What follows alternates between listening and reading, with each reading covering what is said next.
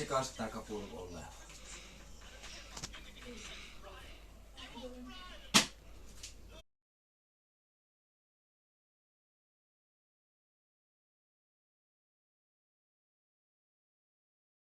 Niinkö?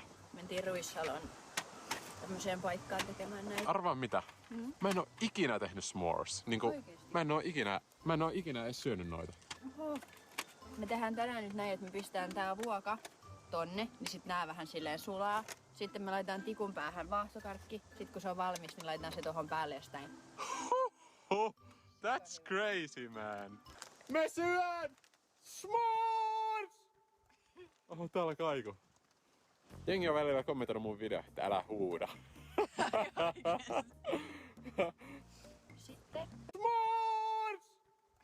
Oho, täällä kaiku. Jengi on välillä kommentoinut mun video, että älä huuda.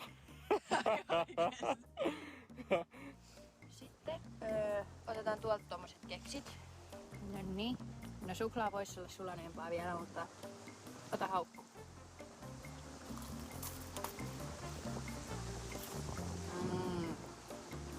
On.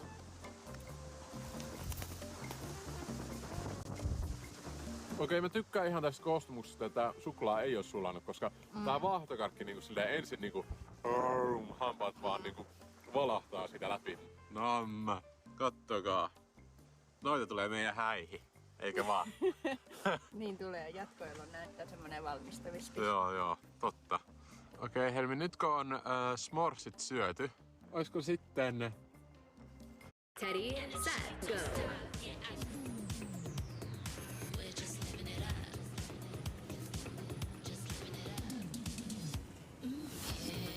Sitten... uimisen aika. Ei. Miten nyt? Ei uida tänään. Mennään uimaan. Aina hupsuttele.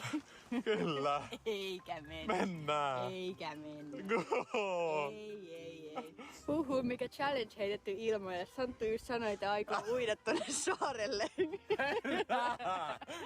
Todellakaan. Jos kattokaa, mä otin painon pois ja mä oon heti ihan kananlihalla. Ei oo kesä enää. Uin nyt tonne saarelle, sit on niin paljon puhuttu.